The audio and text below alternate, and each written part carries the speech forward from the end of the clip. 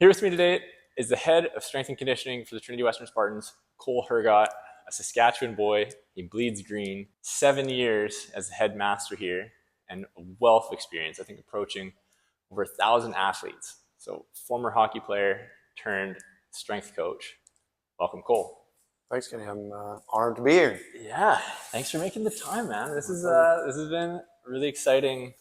I've been looking forward to this for a long time. So, north of like 8 months. Okay. Yeah. Nice. I saw you starting to go on more shows and podcasts last summer. So I was like, I got to talk to this guy. Yeah. So to kick things off, people who don't know who you are, how would you describe your life story in a matter of 5 minutes? Yeah, my life story. So I grew up in Saskatchewan, as you mentioned, and I do bleed green. So go Riders, big championship. Actually just bought my girls some championship shirts yesterday, so they're coming in the mail, so I'm excited about that. Anyway, so grew up in Sask, played a bunch of sports growing up. Wasn't the most athletically gifted kid, even in a small town, Saskatchewan, where there's only is a few guys, but fell in love with the training aspect. Like really kind of fell in love with lifting weights and the physical, the performance and the aesthetic changes that kind of came from that. So throughout my time in high school, kind of diving more into that, hockey was my sport of choice and really wanted to pursue that and go to the NHL and do all those things that we all do. And then didn't, and kind of had to kind of face reality a little bit. And so what I chose to do was actually pursue my faith more. So I'm a Roman Catholic. And so there's a Catholic Bible college in my small town, which has a population like 600. So the fact that this Bible college is there is like kind of crazy. So I go there for a year, and lo and behold, there's a tie from that school to Trinity Western University. So that's where I kind of first hear about Trinity and think, okay, well, I guess I could go pursue, my degree over there. Wasn't really sure what I wanted to study. Still loved working out. Still wanted to kind of go back into hockey. And so I reached out to Barrett Kropp, who was coach at the time. And he was basically like, yeah, sure, come on down. And so came for a preview weekend and just fell in love with campus, fell in love with the place, and was like, yeah, this is kind of what I want to do or where I want to be. And so applied, got accepted, did all that fun stuff, and then came here that fall of 2014 and met Andrew Hemming, who was the head strength coach at the time. And I had been in email contact with him over the summer. Social media wasn't as big of a thing, so I didn't really see him, I guess. But after I met him, I still remember the very first time meeting him and leaving that being like, I want to be that guy. Like just in that one meeting, like just how kind he was, how big and jacked he was, but just even the reputation, like everyone just talked so highly of him, and it's like I want to be this guy. And so, and I was getting my HKIN degree, and I wanted to pursue strength and conditioning, personal training. Wasn't really certain, but I kind of wanted to do the fitness stuff, but after hockey, of course, was going to go play pro, do all that fun stuff. But turned out when I came here, I realized I was even less good of an athlete because, as most university athletes know, the higher up you get, the more fish in the pond, and the more you realize, wow, like being in a small town, I wasn't even the best hockey player in my small town. So the fact that I come to the lower mainland expecting to be this top dog was kind of crazy. But so I played on the men's hockey team. Got into 2 games purely out of Coach Barrett Kropp feeling sorry for me because I worked so hard and just wanting to give me a chance. So I think over those 2 games, I think I have like 12 minutes of ice time over 2 games. So like nothing. Anyway, plus but minus was there though. Yes, plus minus was good. I got a penalty. Really random story. First shift, I'm paired with our captain, Blair Murphy. Blair Murphy gets a hooking penalty. He was number 22. I was number 2. Blair Murphy gets a hooking penalty. He says, no, it was number 2. So I go to the box, thinking I got a penalty for doing nothing. Turns out, like, I have the footage. I've watched it, and it's like, it was him. Anyway, so he threw me under the bus, Blair. But anyway, that was the story of that. But then, yeah, just kind of fell in love with the training. And by the end of the year, had my exit meeting with Barrett and had the conversation of like, hey, our program's growing. We were at the time trying to make the jump to youth sports because we were still in BCIHL, wanted to make that jump, and we're recruiting better and better athletes like yourself. And so I Got told that I probably would not have a spot on the team next year, but I could, be a student strength coach, because Barrett even saw that I like to do that, and that was something that, was my passion, my other passion. And I left that meeting very upset, but just the classic, like when one door closes, another door opens, and it was literally in that moment. And I kind of had this weird peace over me, and I chose to accept his offer, and basically was a student strength coach for the next 3 years, interned in our varsity weight room here under Andrew Hemming for the next 3.5 years. And in my 4th year, as I was kind of planning what I'm going to do with the rest of my life, I really wanted to be a strength coach, and I felt the university setting was kind of where I wanted to be. And so my mentors at the time were like, well, then you got to go get a master's degree, because you basically have to have more education than the people you're coaching. So if you're going to have a bachelor's degree as an athlete, I need to have a master's degree, and that's kind of the way it works. So I went to UBC, got my master's degree, 2-year program. After the first year, this job opened up. And so I wasn't ready. I was waiting to do it for a whole nother year.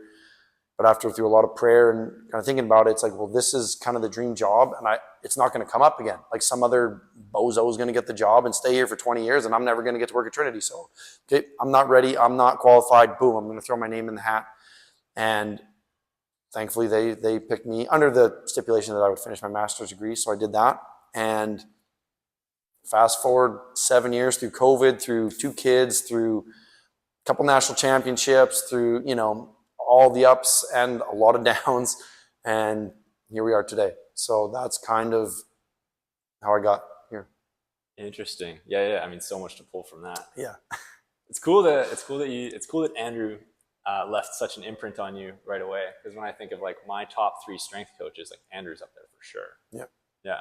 You're in there as well, don't worry. Thank you. Top 3. Yeah. I just didn't want your head to get too big. Yeah. It's already pretty big, but yeah. But no, I was thinking, because Andrew, like I would put Andrew at the number 2 for sure. Like Adrienne's actually in there, freezing. And I was thinking about this leading up to it, because like, okay, why do I have, Andrew, Adrienne, Cole? And it was like all very different reasons. And like Adrienne, like I think she was very strong with cueing. Like her voice is still in my head when I'm lifting. Yep. And then and Andrew, just so well respected in the industry. And then you, I mean, both of those, of course. But the way that you drive yourself to connect with athletes, like that multi-platform communication it goes so far. Like, talking about old souls, like I love the emails. Like, yeah, but not everybody's that way. So, no. So when you think about, gosh, where to go with this? Because there's so many things. How many teams do you coach right now? 14? Yeah, I mean, it depends on if you include men's and women's disc golf and men's, women's cross country. I kind of put those together. So I say we have 13 varsity teams. Okay. So, yeah, I mean, across the 13 teams in 7 years, what does that math out to? That's over 100 teams. I mean, obviously there's crossover with players, but still different teams. Yep. You've been part of teams who have finished last. You've been part of teams who have won national championships. Do you see any differences between those 2 teams in the weight room? Yes. Point blank, yes. The teams that win, it starts here. And it starts from the athletes. Like obviously the coaching comes from the coaching staff, myself included in that kind of the shaping the culture, but the teams that win know they're going to win and they act like it, but not in a disrespectful or like a cocky way, but the way I would see our teams now that are really successful, they are successful in here. They treat this like an extension of their sport. I don't have to chase them. I don't have to say, how come you weren't at lift today? If an athlete misses, well, we have Sparta captains, so leaders on each team, they're already on it. Hey, I already talked to so-and-so. They're not going to be here today. They let me know, like those kind of things. Whereas our teams that aren't as successful, it's like, hey, where were you today? No, I just, something came up. So what, like, and that's on every team, you've got your top 5. Every team's got the dogs. They've got, people that want to work, they want that. Every team has kind of the middle people that do the work and they kind of just go through their day and it's like, sweet, that was awesome. And every team has the bottom people that maybe don't really want to be here, don't really work super hard, have the excuses. Like you're going to have that in any sporting realm. But our teams that are successful, the bottom is a lot smaller, or the bottom is, their bottom is like the middle for the other teams. Right. Yeah. That's the way I would say it Baseline. is. Like those teams that are losing, those middle athletes are the same as our winning teams bottom. So there's just a lot less hand holding on those teams. It just, to me, it's just the mentality. And as I mentioned, it's not just me. I like to think I'm the same for everybody. I'm hard on everybody, or I'm empathetic with everybody, but it's within those teams, it's how do they respond to the message? How do they take my tips of the week? How do they treat showing up to the weight room? You know, are they wearing their stuff? Are they showing up on time? You know, do they care about, you know, hitting PRs and these competitions and stuff? Like it's the athletes and the teams that just blank like give a crap elsewhere. And so I actually just heard on a podcast the other day about this coach was saying how he doesn't agree with how you do one thing is how you do everything. And his example was because I don't take out the trash the same way I make love to my wife. And I was like, that's fair. That's extreme. Yeah, that's a super extreme example. But to me, in a sporting context, it's a little more similar. Like, you're not going to give your all at practice, your all at games, and then just not show up to lift. Like, you're going to kind of treat everything the same. And so, to give an example, like the athletes that maybe I have a harder time getting in the weight room, when I talk to the coaches about that and like professors, they're not like, what? But they're a 4.0, they show up to class. It's like, well, yeah, that's the guy that like isn't, you know, so that's kind of the same thing with the teams. The teams that are dominating on the court aren't coming in here and being like, nah, we're good. They're like, we win. This is what we do. And so that's, yeah. So you see that. That's right. That's a long-winded answer of saying, yes, you notice the difference. So yeah. And I set that up so that you could tee it off. Do you think, or how do you think about that dog, that commitment, that accountability being a trainable or a coachable skill? I would love to say it is coachable. I'd love to say I have that much impact. We're all trying to figure that part out. I know, but yeah. a lot of it just comes down to recruiting. Like, do you have the horses in the stable to win the race or not? And you can motivate those. Go back to dog. You can motivate the dogs. Like I can inspire people. I can, you know, encourage them. I can create a good environment. You can have teammates that are on them. At the end of the day, if you don't want to do the work, like you're just not gonna. You might raise up a little bit, but it's very rare from what I've seen to see someone who genuinely doesn't like lifting weights or you know, just isn't a dog, and 2 years later it's like, whoa, you're like the guy on this team. That's crazy. That does happen, and people do get bit by the iron bug, which is pretty cool. But more often than not, a lot of it comes down to, you know, do the kids actually have it internally within them? And it's something I've struggled with a lot, and especially going into like a winter break where I'm not going to see them. It's like, hey, like, you know, make sure you're doing your stuff, and, you know, giving all these motivational quotes and stuff. And I've had to realize the reason Kenny's not working out over the break isn't because I haven't said the right motivational quote. Like, he's not waiting for me to be like, oh, now that one resonates with me. Now I'm going to work out. It's like, that's just Kenny. That's just the way he is. And so for me, it's not about, you know, taking from Kenny hey, Kenny, I know you're going to sit on the couch for 3 weeks. I need you to work out 17 times over the break. It's, can you do one? Okay, sweet. Right. And can you do two? And it's just moving that needle a little bit. It's almost like fishing. You don't just yank right away. You kind of got to get it hooked, and then you start to reel them in. So that's kind of my goal with that. Okay, so yeah, in terms of meeting athletes where they're at, what are some of the things that you would say you do differently to help bring them along? What do I do differently? Oh, I would say one of the things I've been complimented on a lot is I'm very personable, and I'm very, like, I know all our athletes' names. I know where they're from. I know what degree they're getting. Like, I try to learn as much as I can about them. And that stems from the quote, nobody cares how much you know until they know how much you care. And that's one of my favorite quotes, and that's really stuck with me. And so what I've really focused on in my first couple of years especially was just relationships, just understand people, know them, get to know them. And I never really quit doing that, because I found that it's really hard to push somebody when they don't like you or when you don't really know that much about them. Whereas for me, moving that needle with that athlete, the thing that I try to do differently is I hate confrontation.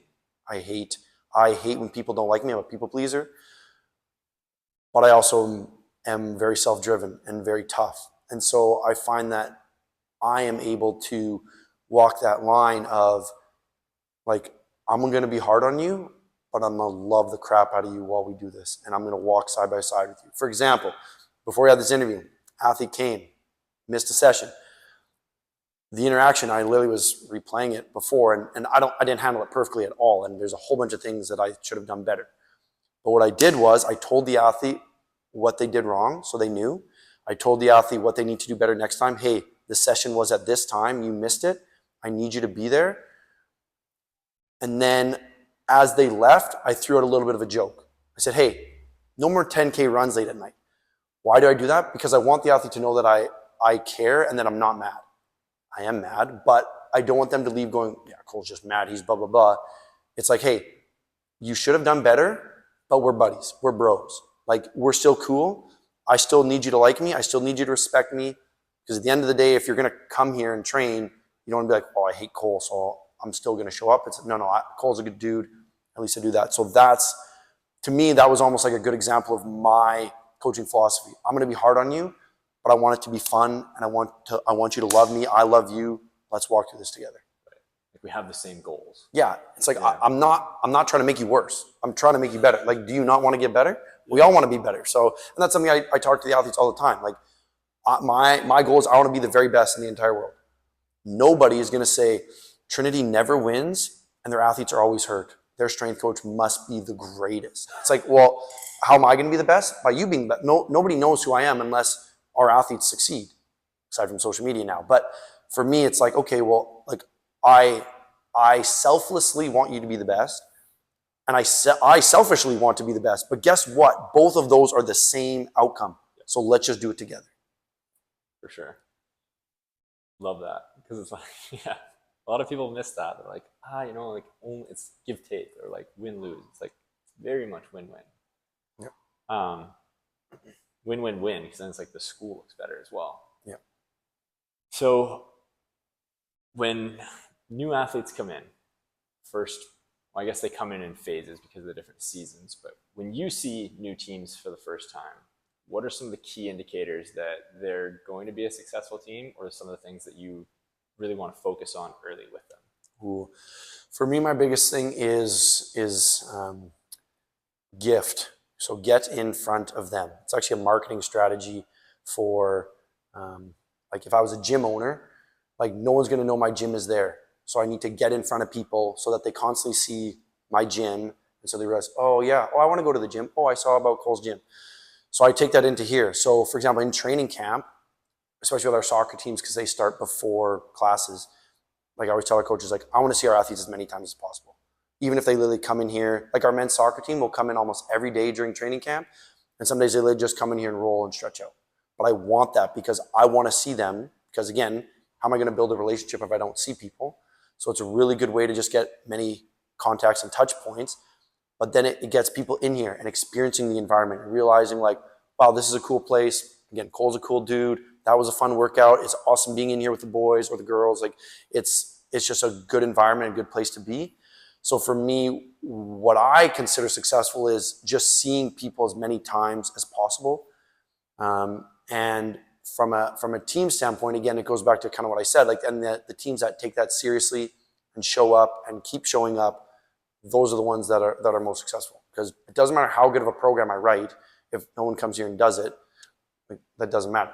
And again, I want to be the best coach. If no one's here for me to coach, like, I don't want to be the best administrator. I want to be the best coach. Like, I don't want people to say, Cole, the cleanest gym, the tightest schedule, you know, his emails were always on time and we loved his emails, but he was a dick, man. Like, he was terrible. It's like, no, I want people to experience me and enjoy that. And so for me, getting in front of people is big. And then I think, yeah, as I mentioned, like, it just ties into the success piece, because, you know, most of successes in life come down to, did you show up?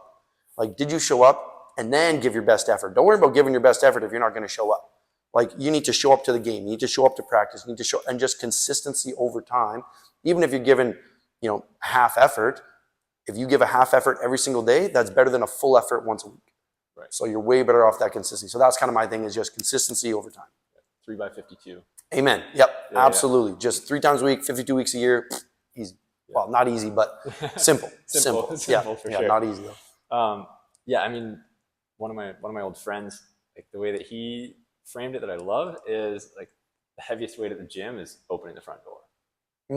Oh, that's good. Yeah. Yeah. I like that. What's a common maybe myth, saying, analogy, or I guess what's the word for it? Like cliche that you hear in your industry all the time that you want to take a chance to dispel? Wow. Okay. Well, myth number 1 is icing. For those Okay. who haven't heard, I'll dive super shallow down this rabbit hole, but icing is not good for you. And there's a whole bunch of research that shows it's bad for you. But basically, to keep that in a nutshell, the icing causes your blood vessels to constrict, which means they get smaller, which means there's less blood that goes to whatever area that you were icing. But God designed us with these incredible hearts that pump blood, that have the nutrients that we need, that shuttle out the crap that we don't want. So by constricting those blood vessels, you're actually slowing down the healing process. Pinching the hose. Yeah, exactly. But the reason people do it is because it causes it to feel better. And the reason that happens is because when you ice it, it gets numb, and now you don't feel it, which sounds like a good idea, but the issue is your body, to keep it super simple, instead of going, wow, my knee hurts, should probably make that stronger, you ice your knee, it doesn't hurt. Your brain goes, I don't hurt, cool, I don't need to make that stronger. So now you have to keep icing. Why? Because you keep icing. If you stop icing and just go through that pain during training camp, I'm not talking about like game 7 of the Stanley Cup Finals. Like in that kind of instance, I just need you to feel good. But in like your everyday training, in training camp, I want you to suffer so that when we're at this point in the season, you're not suffering because you've gotten stronger from it. So anyway, icing's a big one. So but the from football teams that do the ice tub, it's like, or the volleyball yeah, players that tape the ice packs to their knees. yeah, and I've talked to people about it, and their like comeback is like, well, this is just what we've always done. I'm like, well, like, but I'm telling you, it's like the guy who invented the RICE protocol, the rest, ice, compress, elevate. I forget his name, but he has retracted his RICE protocol. He was like, I was wrong. So like, that's like Jesus being like, my bad, I'm like, God isn't real. Like, it's like, okay, well, you got to believe it then. Anyway, but that's from a super practical standpoint. From a coaching side, I think there's, well, from a training side, there's a huge misconception around athletes about like the no pain, no gain kind of deal. And not that people say that a ton anymore, but everybody kind of going back to that, like giving a half effort, 7 times a week versus 1. Like everyone is just all about the PRs and the 1 rep maxes, and like I got to go as hard as I can. If I'm not sore, it wasn't a good workout. And I used to be like that. I used to, like, to give you an example, when I was in my small town, I used to go to our gym, which is probably smaller than this. And I used to turn up the heat so that it was hotter, so that I would sweat more, so that I would feel like I was burning more calories. It's just all those little things that like the more is better. It's like, no, better is better. Like you don't need to hurt. The quote that I really love that sums this up is, our todays don't ruin our tomorrows. I would way rather you get a little bit better today and then a little bit better tomorrow, and then just keep doing that little bit better so you're getting better, instead of trying to shoot for the moon today and then you're just mucked for the next week because you maybe accomplished it, but now you're paying the price. Whereas you're way better off, slowly adding weight to the bar, or slowly adding reps, or just, again, showing up every day, running a little bit further. That kind of stuff goes way, way further from a longevity and a consistency standpoint. And it just all stems from that, no pain, no gain, more is better. Like you just got to go all you can because it looks cool. Because that's it's the grind. That's what's on Instagram. That's what shows. Like no one's going to go on Instagram and be like, look, I added 1 pound to my squat. Like that's not cool. But so we were inundated with all these highlights, and it zaps the common day-to-day grind of just show up, open the door, show up, and you'll be good. Yeah, I struggled with that too, especially through junior. It was like my only metric for progress was soreness. So now like obviously there's a lot more access to information, but say for the younger kids who are starting out, 12 to 14, maybe they don't have like a properly written program yet or something structured, then they don't really have those metrics. In your opinion, or do you have any ideas on how they can better measure their progress? I mean, a simple way would be like if you had literally nothing, is like how many push-ups can you do in a row? How many chin-ups can you do in a row? How far can you jump?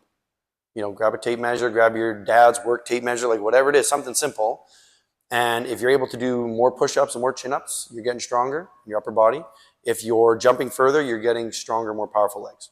Simple things like that. I mean, you could try to sprint, try to do a vertical jump and all those things, but from a like super bare bones, like for example, if I had to, start training people, let's say like during COVID again, or we lose access to technology and it's like we're just working with nothing, that's what I'm doing. How far can you jump? How many push-ups can you do? How many chin-ups can you do? Because that's a really easy way to measure progress.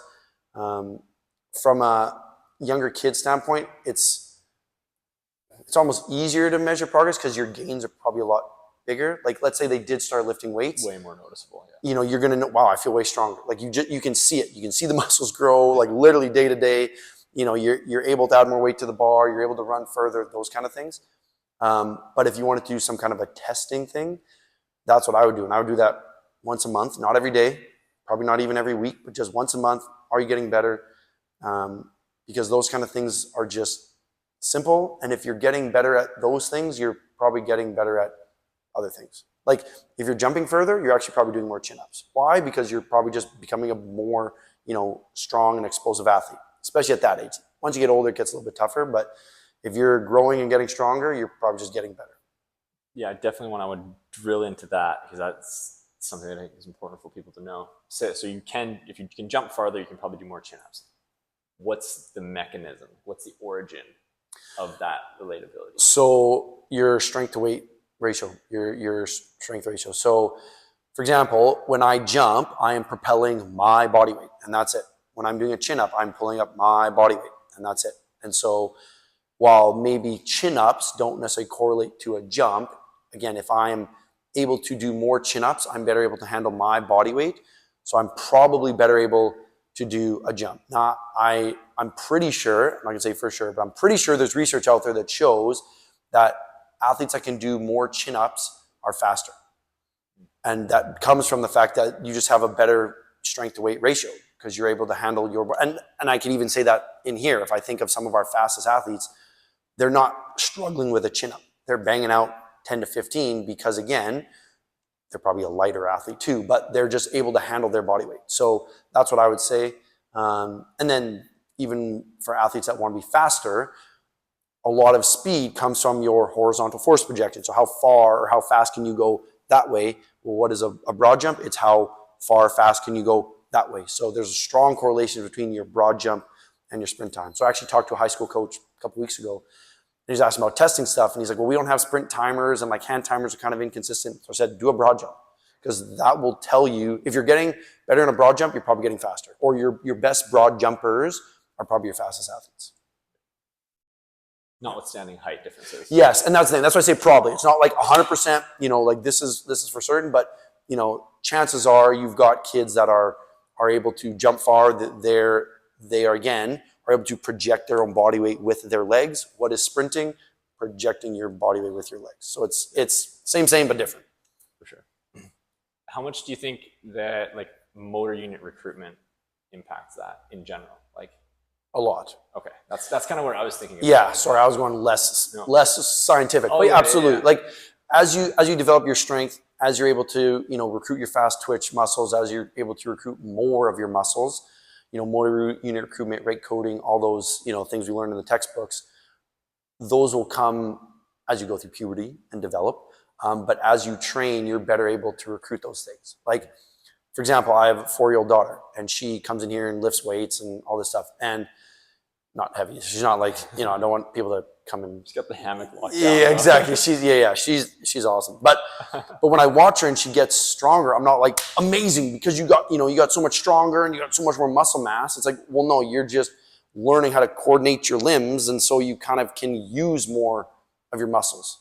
And that's even what a lot of research shows as that 12 to 14. As you go through puberty, you're not going to turn into the Hulk and just be this massive dude, but you're going to make huge strength gains because now you're using your motor units more effectively. You've got your rate coding, your myelin, your neurons, all these, whatever, all the jargon.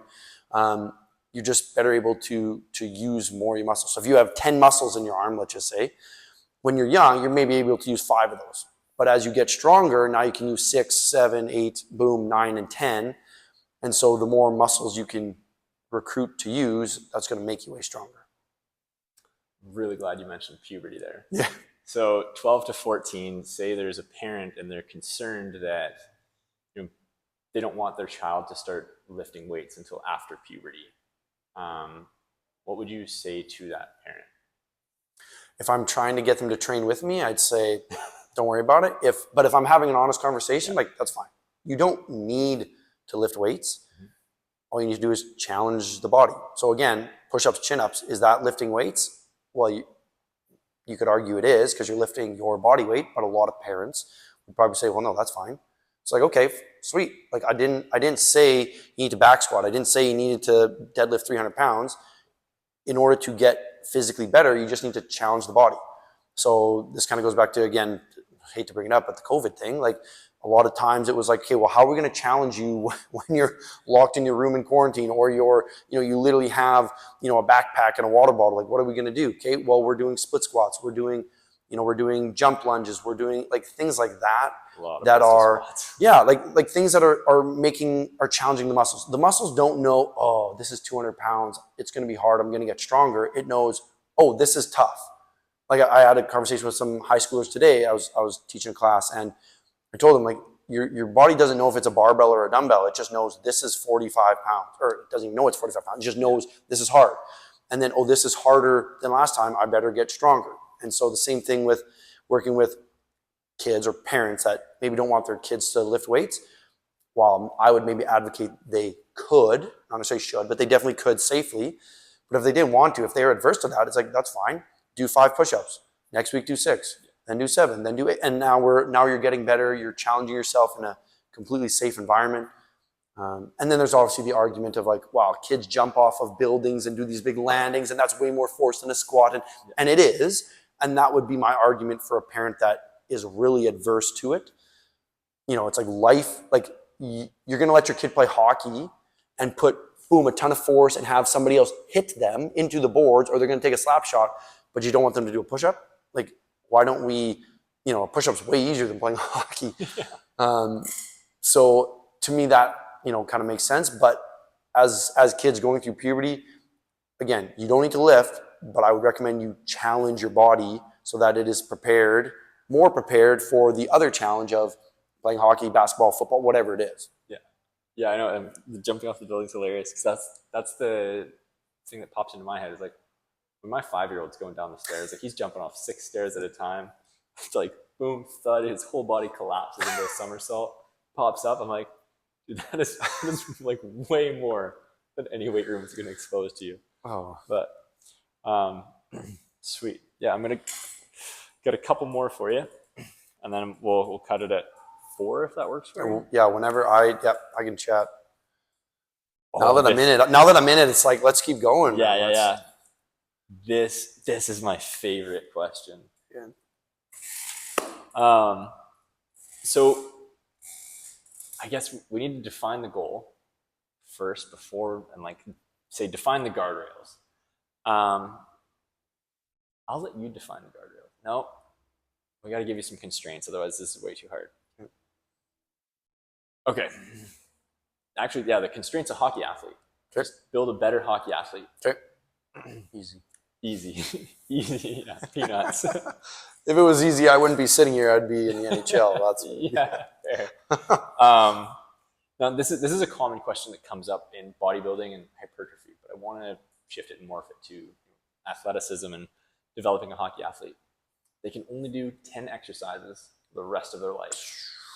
What 10 are you picking to make them the best athlete that you can? Amazing. 10 exercises. Yeah. Okay. They're going to do sprints. Doesn't have to be big. They're going to do sprints. They're going to do lateral bounds, like lateral jumping. They're going to do broad jumps. So that's 3. They're going to do med ball rotational throws. That's 4. They're going to do some kind of a split squat. If I'm going to pick one, I'm probably going to go a heavy loaded hand supported split squat. Okay, why is that? Because it allows you to load a ton, allows you to stay in a really good upright position for balance wise, a little bit safer. But it allows you to put the body in the most comfortable position to move the most amount of weight. And hockey is all not about moving the most amount of weight, but hockey is all about force, and it's all about putting force into the ice. And so you're not going to get that with a 30-pound dumbbell. You gotta load it up. So pausing on that, for someone to load it very heavy, able to hand support, you recommend like a safety bar? Yes. Sorry. Yeah. Don't have a bar and then go, okay, I'm going to hang on. So for example, in our way, we have safety bars, and then we have little handles in the rack. So you're in this position, safety bar here, and you're just boom, cooking up and down. Yeah. So that's. I always felt so proud, like being able to stack on the. And that's the thing. It's such an ego booster. Like it's like, I can only like maybe back squat 2 plates. But that's fine. You can probably split squat 3.5. Like you're gonna load it. It's gonna be awesome. So that was 5. That's 5, yeah. Okay, so split squat. We're gonna do push-ups, loaded push-ups. So weight on the back because Any kind of hands. I'm gonna go just a normal grip, I guess, or hand placement, but plate on the back because again, I'm working with, let's say it's in my realm. If I'm working with a 21, 22-year-old athlete, they can probably do 20 to 25 push-ups, and if I want them to get better, I can't just go, okay, do 30, okay, now do 40. So adding weight on the back allows us to overstimulate those muscles, get them stronger, and then gets kind of the adaptation we need. So push-ups, neutral grip pull-ups. And I say neutral grip because hockey athletes are notorious for having bad shoulders and wrists. And a lot of times a pull-up doesn't feel super great on the wrist. Now I've got guys who chin-ups don't feel super great on the wrist. But a neutral, so pull-up doing this feels a little bit better. So on neutral grip pull-ups, we're going to go with a Romanian deadlift. Because you got it, yeah. Surprised that came in at number 8. Yeah, I know. That's the thing is I'm a big squat guy, and athletes will know that. Like it's like we squat. That's what we do. Yeah. And so if I had to pick one lower body, it'd be a split squat. So that's why I guess you got 10. Yeah, I know. I'm trying to think of And that's the thing is I'm trying to think of like a trap bar deadlift or a Romanian deadlift. I'm gonna go Romanian deadlift because it hits your hammies a little more and your butt, I guess. So we'll go with that. So we're at 8. I'm gonna go with I'm gonna go with a loaded carry. So if I had to pick one, I'm gonna go with a single arm farmer carry because I like those and just gets that lateral anti-lateral flexion, which is important in hockey because you're getting pushed off the puck and stuff all the time. And I got one more. Let's see, what do I get our guys to do a lot of? And I'm not going to waste it on like a neck exercise or something. Got to push, pull. We'll cut that out. Yeah. I'm going to say a one-arm dumbbell row. I think there's a lot of benefit with the grip of that, with more back development, especially in hockey. There's a lot of, shooting. There's a lot of, hooking and pushing and pulling and all this stuff. And I just think that hockey develops your anterior, so your front muscles more. And so working on your back muscles would be more beneficial from an overall health standpoint. And I just think athletes that have bigger, stronger backs are better athletes. Like you're just a more intimidating human being. And that's big in hockey. And I just want the guys to have like a really good cock and just pop. So Yeah. But that's what I would say. Those would be my 10 today. If you ask me tomorrow, probably completely different 10. But those are the 10 that like if I'm working with someone today, that's where. Yeah. So you're not doing like the GHL like hamstring extensions. And again, it's like shoot, that is a good because I can't think of all exercises right now. Yeah, but for sure. To me, I'm a pretty general programmer. I'm a pretty basic guy. Yeah.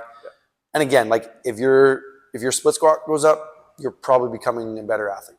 Whether you're a rugby player, hockey player, basketball player, like you can't say, my split squat went up and I got worse. Like, no, you got better. So, hopefully anyway. So I would say those would be my basic for today.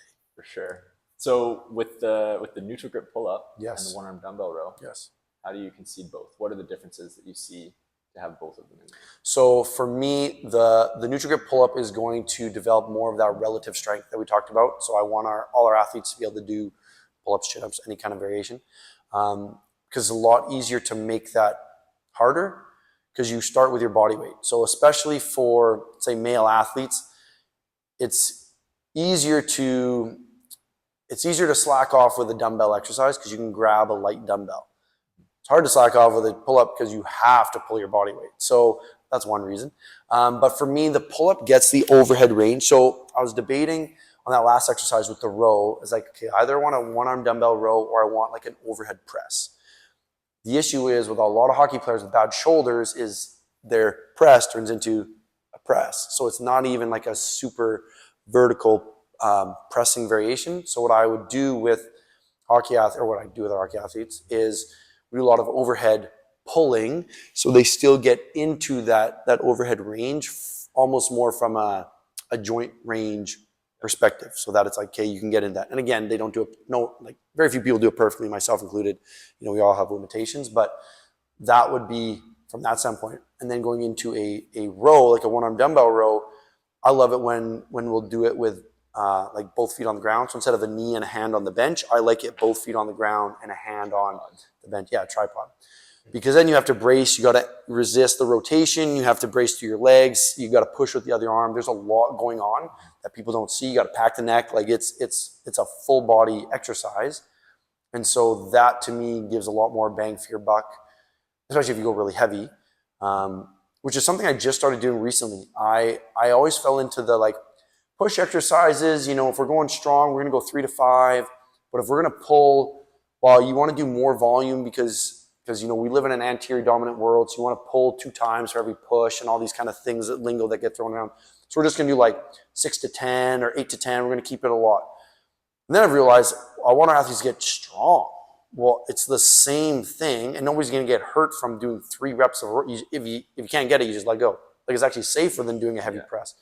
So recently, in the last couple of years, we've started doing like 3 to 5 reps of a one-arm row, and it's like you're handling some big weight and developing a big, thick, strong back, wrist, forearm, the whole deal. So I think there's a lot of benefit to doing heavy one-arm or 2-arm as well, but just like rows, like it's just it's good for you. Yeah. I remember like one of my first years, like a ton of setup. So like maybe not the most economic, but we used like the Rogue boxes. It's like the raised flat bench. It's like chest supported barbell row. Like you just rip it up to the bench, like the bottom of the bench. Oh man, yeah, that's one of my faves. Interesting. So with that, you've got like sprints, some plyometrics, and then strength. No Olympic lifts. Getting away from Olympic lifts. Yes. Why is that?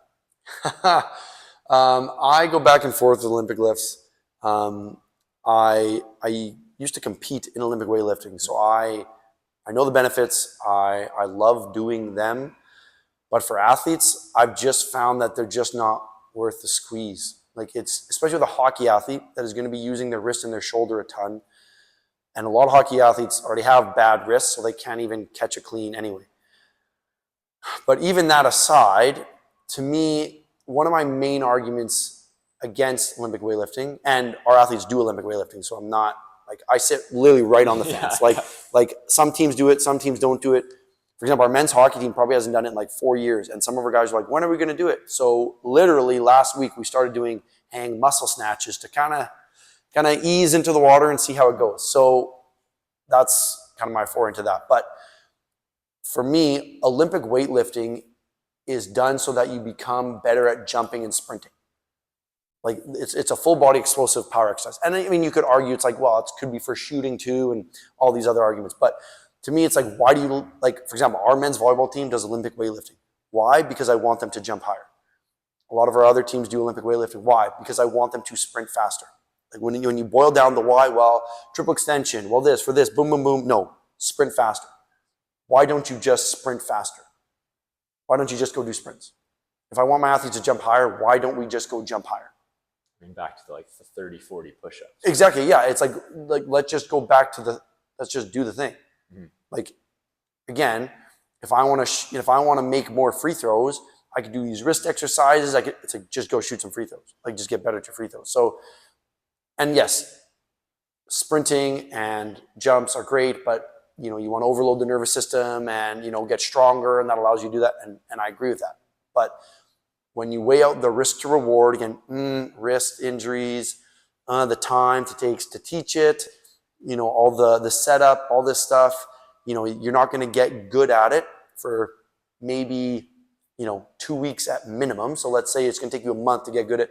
It's going to take you a month to get good enough at cleans that you're actually able to push yourself enough to get a benefit from it.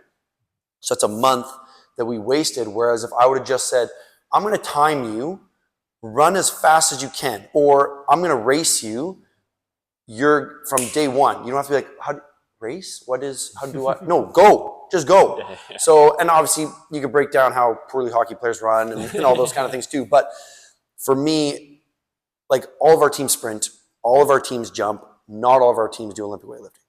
Because for me, that's a secondary thing. Whereas, like, the first thing I mentioned was we're sprinting. Like, if you said, Cole, you get one exercise with all your athletes, it's like, get rid of the weight room. We're going to the gym, we're sprinting. Because that's going to give you what you need. Yeah, I feel like that goes missed a lot. Oh, it's kind of coming back. Like, a lot of people are recognizing, like, oh, you got to sprint, and not just for like injury prevention, but for performance. But I think it's just like, we do, like, again, I mentioned split squats. Well, why do we want to do split squats? Well, so they run faster. Why do we do this stuff? Well, so they run faster, jump higher. So we'll just do the run faster, jump higher thing. Like, why not do that? And again, yes, you need stronger legs so that you can actually do the thing better. But especially at this level, especially working with 12 to 14-year-olds, no disrespect, but none of those athletes, almost no athlete I've worked with is that good at sprinting or that good at jumping that I can go, yeah, wow, actually your limiter is just pure strength. Like, there's no, like, you actually don't need to just keep practicing this. You don't need the stimulus of sprinting. It's like, nah, you can actually just push yourself a little harder. You can keep getting better at that thing. Like, it's because it's so technical, because it's the fastest thing your body can do. It's like, well, let's just do that. For sure. So now, coming out of the weight room, it seems like there's a lot of, I don't want to say disagreement, but debate around, like, overtraining. I can tell by your reaction that we probably sit on the same side of the fence for this one, but where do you sit in terms of overtraining? Like, how much is too much? Do you consider age as a metric for, like, training volume, or more like training experience? I want to know your thoughts on. Oh, overtraining. Is overtraining a myth? Question mark. Yeah, thank you. Yeah. Probably, depending on the age. Like, I think let me phrase it this way. Overtraining from a purely physical standpoint, I think, is a myth. I don't think human beings, unless you're training for the CrossFit Games or High Rocks or anything like that, like, that you can actually physically push yourself to the point where you're like, I'm actually training too much. Especially when you're younger. And a lot of that comes into, like, doing 10 push-ups, you're not overtraining. Like, you're not lifting enough weight to overtrain. You're not training hard enough to overtrain. Like, you have to really, like, I remember when I was, before I came to Trinity, actually, that summer, like, I was training super hard, like 5 hours a day hard, like, a lot. And I remember being like, I'm overtraining. And now that I look back, it's like, nah, you probably just weren't sleeping enough or, like, eating enough. So yeah, you could call it overtraining, but it's actually just under recovering or under fueling.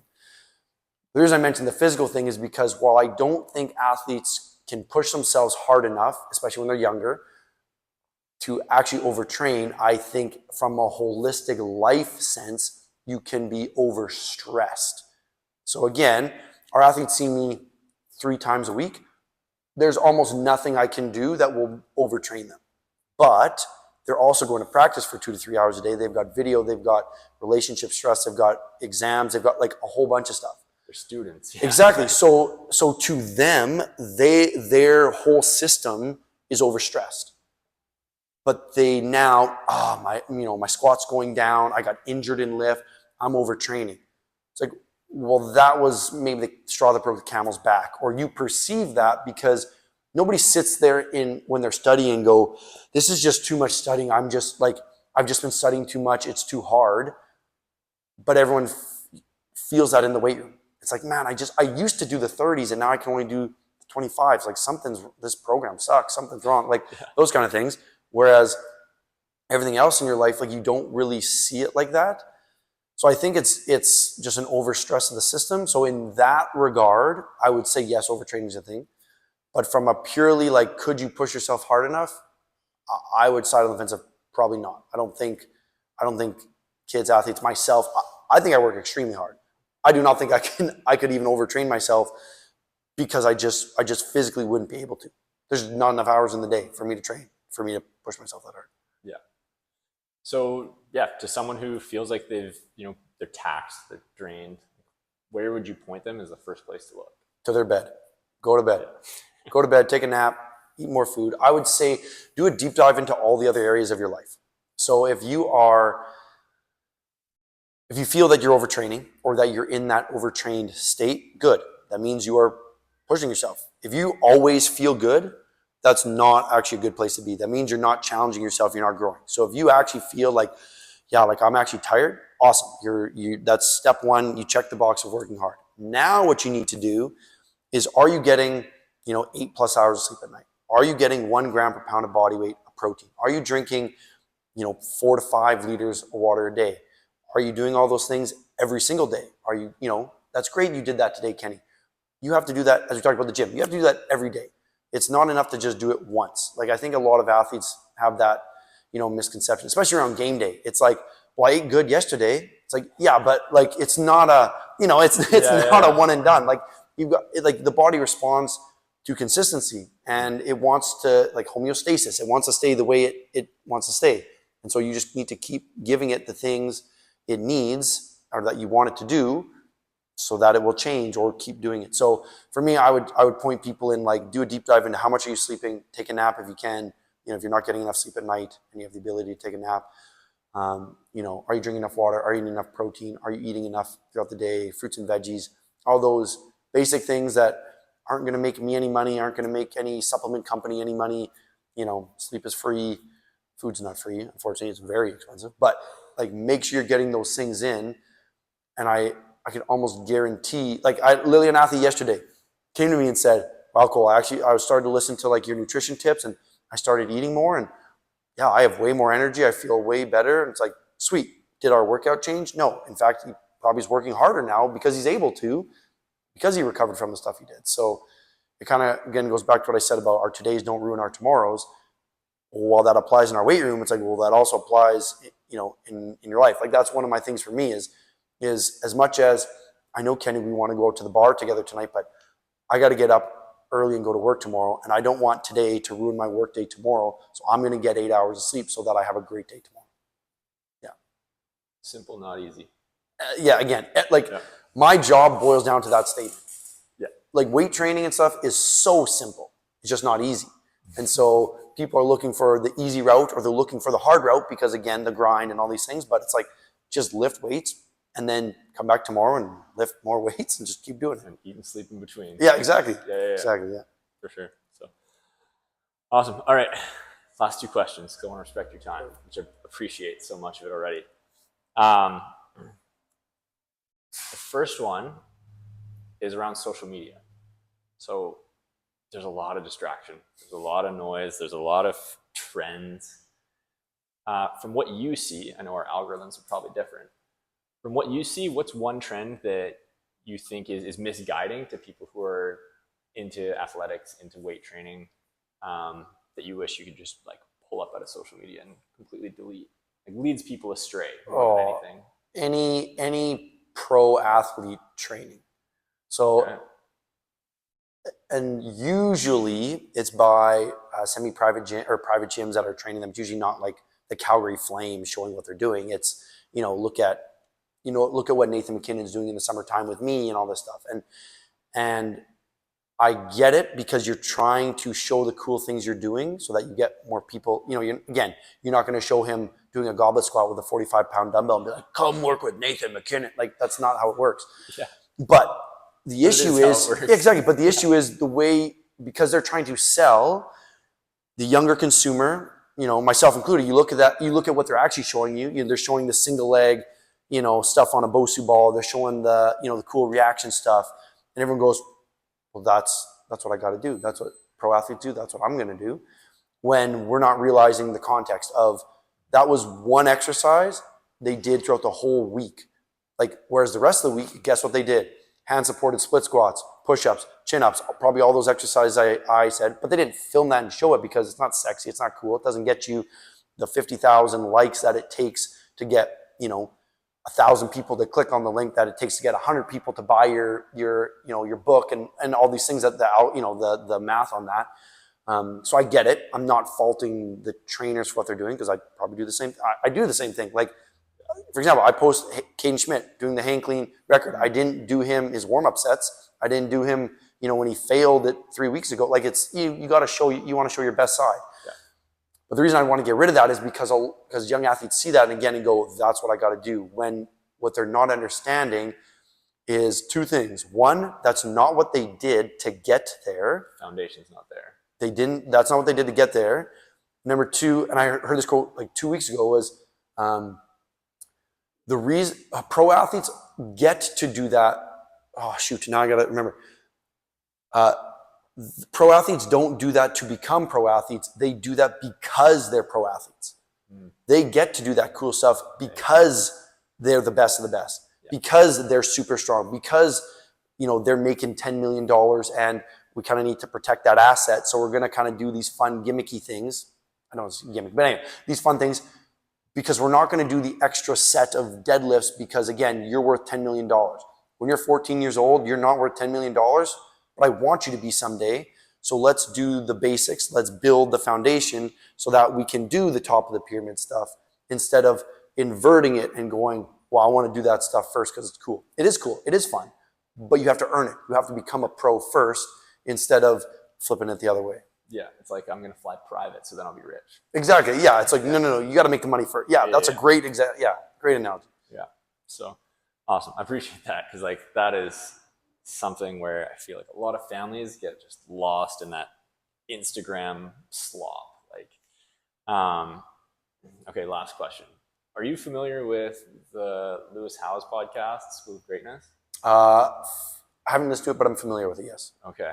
So he asks a question at the end of every podcast to his guests, and I'm going to steal it because I love it so much. And I'm glad that you don't listen to it enough to know what's coming. Okay. So it's called The Three Truths. Okay. Now, this can be about life. This can be about training. I'll let you pick whichever you like. But everything that you create and learn in your life, first of all, you get to live the happiest life that you ever wanted, as long as you wanted. But the day comes that it's time to move on. And you're allowed, and everything that you've learned and taught goes with you. You can't leave anything behind except for three truths that you know to be true. Okay, truth number one, happy wife, happy life. As a married man, like, it doesn't matter how good of a day I have if my wife is upset. And it doesn't even have to be like I made her upset. If she's having a bad day, like we're unified. We are one. So like if she's having a bad day, suddenly I'm having a bad day. It's especially worse if I'm the reason she's mad. Then it's people double. Pleasing. It's just exactly. Yeah. So, but happy wife, happy life is one. From a coaching standpoint, yeah, I'd have to go with just the quote of like, nobody cares how much you know until they know how much you care. Like, it's just, relationships are just so important and that's not even like, that's everything. Like people want to be cared for, myself included. And so when people care for, like even that Andrew Hemming interaction, like I don't really remember what he said, but I just remember it was like, this guy cares about me. Like Like I'm not just some number to him. And so that's something I would recommend for everybody. So that would be my second truth. And then the third truth, if I couldn't pick icing is a lie, I would pick. Oh man, that's a super awesome question. Happy wife, happy life. Nobody cares how much you know until they know how much you care. And